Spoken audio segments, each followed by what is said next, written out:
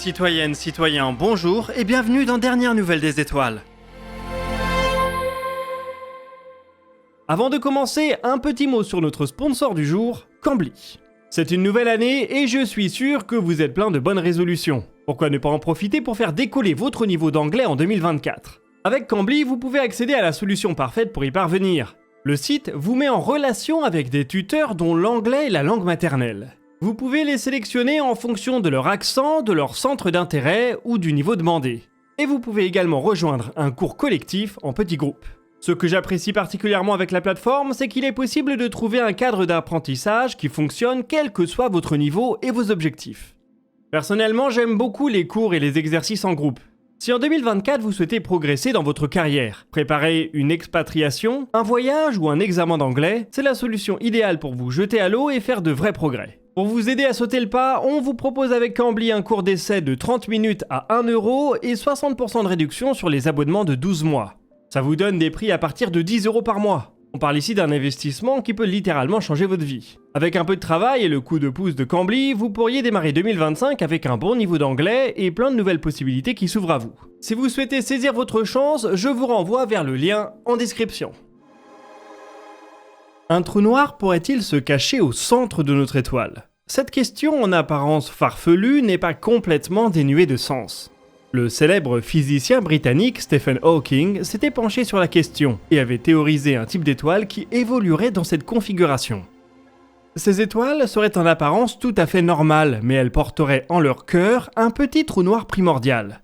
Leur existence n'a jamais pu être prouvée, mais quelques physiciens s'intéressent à elles. Notamment car elles pourraient former un candidat pour la matière noire. Mais comment un trou noir pourrait-il se retrouver au centre d'une étoile ?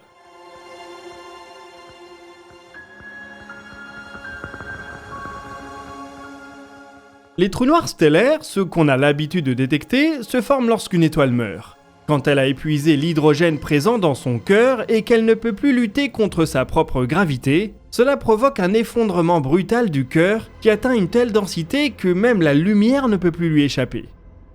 Seulement, ce processus détruit l'étoile et ne peut donc pas donner naissance à des étoiles à trous noirs. Le mécanisme envisagé passerait donc par des trous noirs primordiaux, des trous noirs qui se seraient formés juste après le Big Bang, suite à des effondrements localisés. Ces trous noirs pourraient avoir un peu toutes les tailles. Ils pourraient être immenses et ainsi avoir donné naissance aux trous noirs supermassifs, ou à l'inverse, tout petits, et c'est ce qui nous intéresse ici.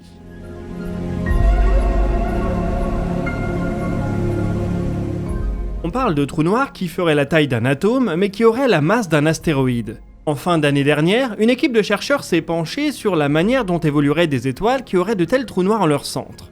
Leur énergie viendrait essentiellement de l'accrétion autour du trou noir, plutôt que de réactions thermonucléaires. Ce seraient apparemment des astres plutôt stables. Ils pourraient briller pendant des centaines de millions, voire des milliards d'années. Leur trou noir central finirait par grossir au centre de l'étoile, débouchant sur de nouveaux équilibres. Vu du dehors, il ne serait pas simple de prédire si une étoile est classique ou alimentée par un trou noir primordial. Bon, il y a peu de chances que ce soit le cas du Soleil, mais de telles étoiles pourraient bel et bien exister dans l'univers. Elles auraient plus de chances de se produire dans les galaxies naines. Il pourrait alors être possible de les identifier en étudiant la manière dont elles oscillent.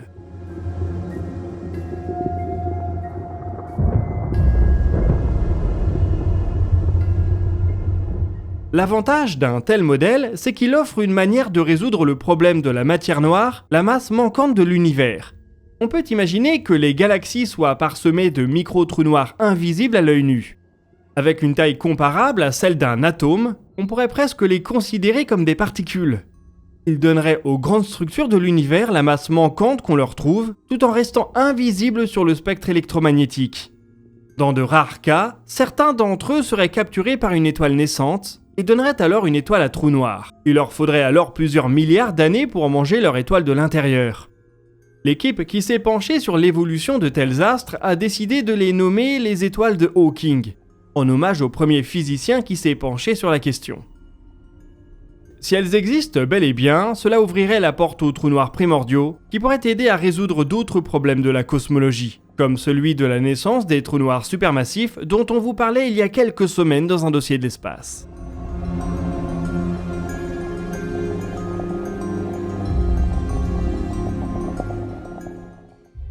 Dans notre dernier dossier de l'espace, on a justement évoqué la ribambelle de fusées géantes qui vont faire leur baptême du feu cette année. La première d'entre elles, la Vulcan Centaur d'ULA, vient d'ouvrir le bal. Lundi matin, heure française, le lanceur s'est arraché de son pas de tir à Cap Canaveral avec une mission lunaire sous la coiffe. Le vol s'est très bien déroulé. Le premier étage, propulsé par 2 moteurs BE4 au méthane de Blue Origin, a fonctionné à la perfection, aidé par 2 boosters à poudre.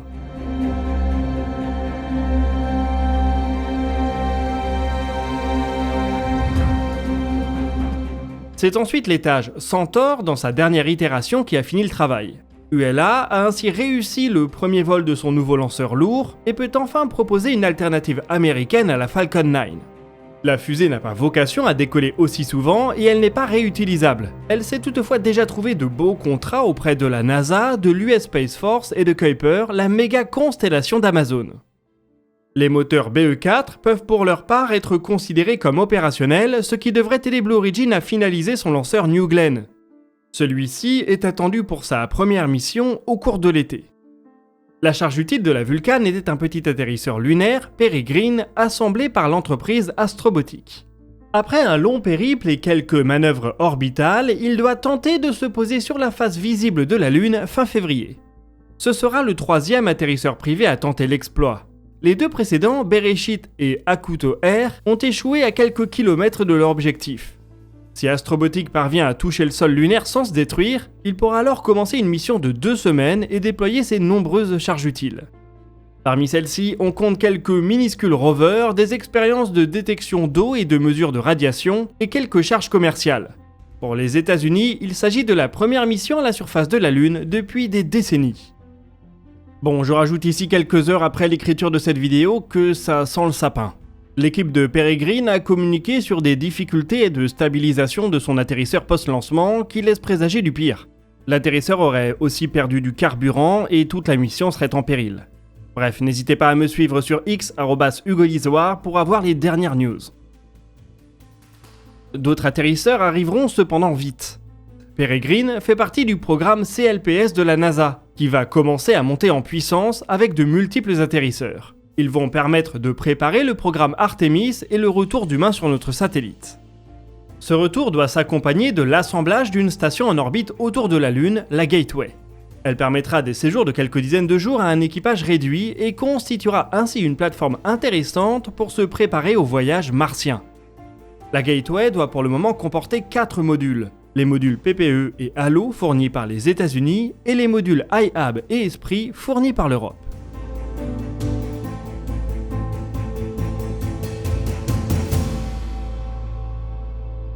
Le 7 janvier, l'Agence spatiale des Émirats arabes unis a annoncé en partenariat avec la NASA qu'elle allait apporter sa pierre à l'édifice. Le centre spatial Mohammed bin Rachid va ainsi fabriquer un sas de sortie extravéhiculaire qui sera rattaché à la station. Il devrait être prêt autour de 2030. Il permettra aux astronautes de sortir et d'entrer en combinaison, notamment pour aller placer et récupérer des charges utiles externes ou pour faire de la maintenance.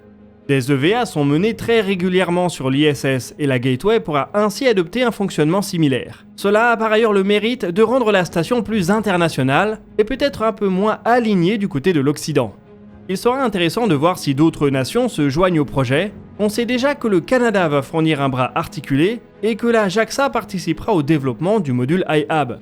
Il y a peut-être là une opportunité de faire grandir la station et de la rendre plus capable.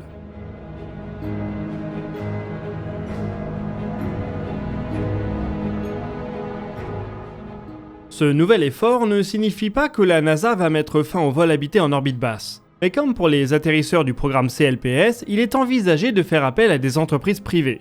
Après la fin de l'ISS autour de 2030, on devrait donc voir émerger des États-Unis plusieurs stations spatiales opérées par des entreprises pour le compte de la NASA ou de clients commerciaux. Seulement, développer ces stations coûte très cher. À l'époque, l'assemblage de l'ISS a coûté au moins 100 milliards de dollars. On peut espérer une baisse des coûts, notamment côté lanceur, mais la facture finale sera, quoi qu'il arrive, salée. Les entreprises qui développent ces stations ne peuvent pas porter ces coûts seules en attendant leurs premiers clients, et c'est pourquoi la NASA les aide par des enveloppes ponctuelles. Le 5 janvier, l'agence spatiale américaine a annoncé qu'elle allait débloquer près de 100 millions de dollars pour développer 2 projets. 42 millions iront à Blue Origin et Sierra Space pour leur projet Orbital Reef. c'est le signe que le projet est encore en train d'avancer, malgré les rumeurs d'un désintéressement des deux acteurs principaux qui avaient circulé voilà quelques mois. 57,5 millions de dollars ira au projet que Voyager Space a développé avec Airbus. Ce ne sont bien évidemment pas des sommes suffisantes pour construire et lancer ces stations, mais cela permet de continuer à avancer leur développement en attendant que des fonds plus importants soient disponibles. L'ESA choisira peut-être de faire de même pour donner une destination en orbite basse à ses astronautes. Il n'est pas certain que ces nouvelles stations soient prêtes au moment où l'ISS sera désorbité. Il est donc possible que l'Occident se trouve sans station pendant plusieurs années. L'une des options les plus simples pourrait être d'utiliser le Starship, le vaisseau géant de SpaceX, comme station en orbite basse.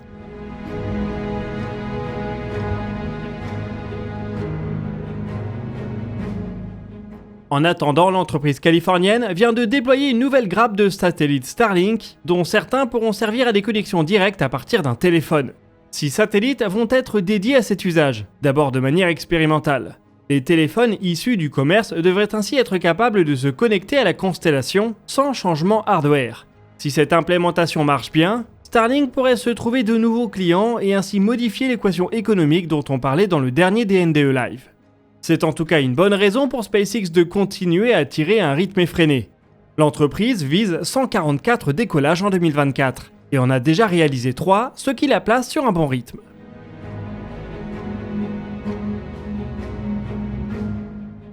Et nous voici arrivés au bout de cet épisode de Dernières Nouvelles des Étoiles. Je vous rappelle que vous pouvez bénéficier d'une réduction de 60% sur l'abonnement annuel Cambly grâce au lien qui est en description.